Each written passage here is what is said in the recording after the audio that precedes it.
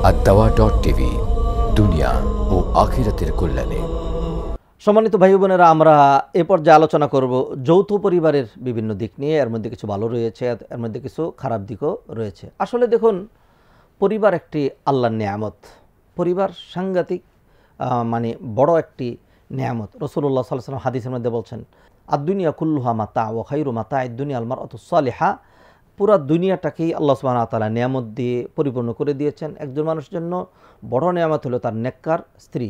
একজন মানুষের জন্য তার পিতামাতা, এটা বড় নেয়ামত। পিতামাতা যদি দোয়া করে তাহলে সেটি কবুল হয়। একজন মানুষের জন্য নেককার সন্তান, এটি তার জন্য বড় নেয়ামত। অতএব এটি হলো পরিবার। পরিবারের কিছু ভালো দিক রয়েছে, কিছু খারাপ দিক রয়েছে। আজকে আমরা দেখতে পাচ্ছি পারিবারিক যে বন্ধন, এই বন্ধন থেকে এই বন্ধনের যে নেয়ামত, এইখান থেকে বঞ্চিত রয়েছে পাশ্চাত্য ধ্যান ধারণায় যারা আমাদের দেশেও রয়েছে তারা, এবং পাশ্চাত্যের লোকজন তো ইতিপূর্বেই। তাদের সে পারিবারিক বন্ধন নেই। ছেলে মেয়ে বড় হলেই ছেলে মেয়ের হাত ধরে, মেয়ে ছেলের হাত ধরে যেথায় চলে যাচ্ছে, এটাই যাবে। তার বাবা মা বুঝে নিয়েছে, আমি ওইভাবেই চলে গিয়েছিলাম। এরপরে বৃদ্ধ বৃদ্ধা এভাবেই থাকে, অথবা তাদের জন্য রয়েছে বৃদ্ধদের যেই হাইম, হোস্টেল অথবা বৃদ্ধাশ্রম, সেখানে তারা চলে যায়। শান্তি কাকে বলে তারা দেখে না। অতএব ইসলাম আমাদেরকে এরকম জীবনযাপন করতে বলেনি। ইসলাম আমাদেরকে একটা যৌথ পরিবারে থাকতে বলেছে। যদি আমরা একসাথে থাকি তাহলে সেখানে আমাদের অনেক ভালো মন্দ রয়েছে। একজন যদি একটা পরিবারে 4-5 জন ভাই থাকে, একজন যদি অসুস্থ হয়, তার বোন দৌড়ে আসছে, তার দাদা আসছে, তার দাদি আসছে, সবাই তার পাশে যাচ্ছে, তাকে সমবেদনা জিততে তার মাথায় হাত বোলাচ্ছে, তার গায়ে হাত বোলাচ্ছে। একজন ডাক্তার ডাকার জন্য যাচ্ছে, আরেকজন মাথায় পানি ঢালার জন্য প্রস্তুত হচ্ছে, আরেকজন তার গা দাবিয়ে দিচ্ছে। কি সুন্দর একটি নিয়ামত। অনেক ভালো দিক রয়েছে, আবার কিছু নেগেটিভ দিকও রয়েছে। যখন মানুষ একসাথে থাকে, তা মানুষ একসাথে থাকলে 4-5টা হাড়ি যদি একসাথে থাকে তাহলে একটা আরেকটার সাথে একটু লাগে, আওয়াজ হয়। ঠিক তদ্রুপ আমরা যখন একটা পরিবারে থাকি তখন আবার এরকম একটু লাগালাগি হয়। আল্লাহ সুবহানাহু ওয়া তাআলা আমাদেরকে ছাড় দিতে বলেছেন। রাসূলুল্লাহ সাল্লাল্লাহু আলাইহি ওয়াসাল্লাম আমাদেরকে ক্ষমার মানসিকতা দেখিয়েছেন। কাউকে অবজ্ঞা করা, অবমাননা করা, বিশেষ করে যেই বাড়িতে একাধিক পুত্রবধূ রয়েছে, দেখা যায় যে এই মেয়েগুলো এক এক বাড়ি থেকে এসেছে বিধায় তাদের মানসিকতা ভিন্ন রকম, তাদের মাঝখানে একটু লাগালাগি হয়।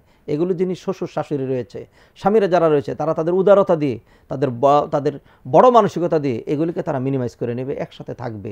এক বউ আজকে অসুস্থ হয়েছে, আরেকজন কাজ করবে, আরেকজন অসুস্থ হয়েছে, আরেকজন কাজ করবে। এভাবে কিন্তু একটা যৌথ পরিবারে হরেক রকম উপকার লাভ থাকে। আবার একসাথে যখন মানুষ থাকে তখন সেখানে কিছু পর্দার বিধিবিধান রয়েছে। অনেক সময় দেখা যায় ছেলে বড় হয়ে গিয়েছে, তার ভাবি রয়েছে, সেখানে ভাবির সাথে তো তার পর্দা করা লাগবে। মেয়ে বড় হয়ে গিয়েছে, দেখা গেল যে আরেকজনের সামনে সে যেতে পারবে না, এমন লোকও চলে আসছে। তারপরেও এখানে এগুলো যদি মেনটেন করে চলা যায় তাহলে পরিবার যে বিশাল বড় একটি নেয়ামত, এর যে সুফল সেটি কিন্তু বেশি। অতএব এই বিষয়গুলোকে আমাদের সামনে রাখা দরকার, এবং এই সকল ক্ষেত্রেই আমাদের যেই বিষয়টাকে সামনে রেখে আমরা চলব সেটি হলো কোরআন এবং সুন্নাহ। স্বামী স্ত্রীর মাঝখানে কিন্তু লাগালাগি হয়। আল্লাহ সুবহানাহু ওয়া তাআলা কোরআনে 3 জায়গায় 3টে আয়াতের মধ্যে বললেন, যদি এই দূরত্বটা তৈরি হয় স্বামীর দিক থেকে, তাহলে কি করতে হবে? ওয়াইন ইমরাতুন খাফাত মিন বালিহা নুশুজান আও ইরাদান। এই আয়াতের মধ্যে পুরোটার অর্থ বলার মতো সময় আমি পেলাম না। আর সমস্যাটা যদি তৈরি হয় স্ত্রীর দিক থেকে, ওয়াল্লাতি তাখাফুনা নুশুজাহুন্না, তাহলে আল্লাহ সমাধান দিলেন। আর যদি দেখা যায় সমস্যাটা উভয়ের দিক থেকে, তাহলে তৃতীয় পক্ষ সেখানে হস্তক্ষেপ করে তাদের মাঝখানে সমস্যাটা দূর করে দেবে। অতএব পরিবারে কিছু সমস্যা থাকবে, আবার সেই সমস্যাগুলো দূর করে এগুলোকে নেয়ামতে রূপান্তরিত করতে হবে। অতএব আসুন, পরিবার কাকে বলে, পরিবারের পরিকল্পনা কিভাবে নিতে হয়, এবং এর মধ্যে কি পজিটিভ নেগেটিভ দিক রয়েছে, কোরআন সুন্নাহ অনুযায়ী যদি আমরা ধর্মীয় দৃষ্টিকোণ থেকে দেখি তাহলে আমরা পূর্ণ সুফল পাবো। আল্লাহ সুবহানাহু ওয়া তাআলা আমাদেরকে পরিবারের প্রতি গুরুত্ব দিয়ে ছেলে মেয়েদেরকে নেককার বানানোর মাধ্যমে পরিবারের ভিতরে শান্তি, সৌহার্দ্য এবং পারিবারিক বন্ধন সুদৃঢ় করার জন্য ব্রতী হওয়ার তৌফিক এনায়েত করুন। এই কামনা ব্যক্ত করে এখানে শেষ করছি।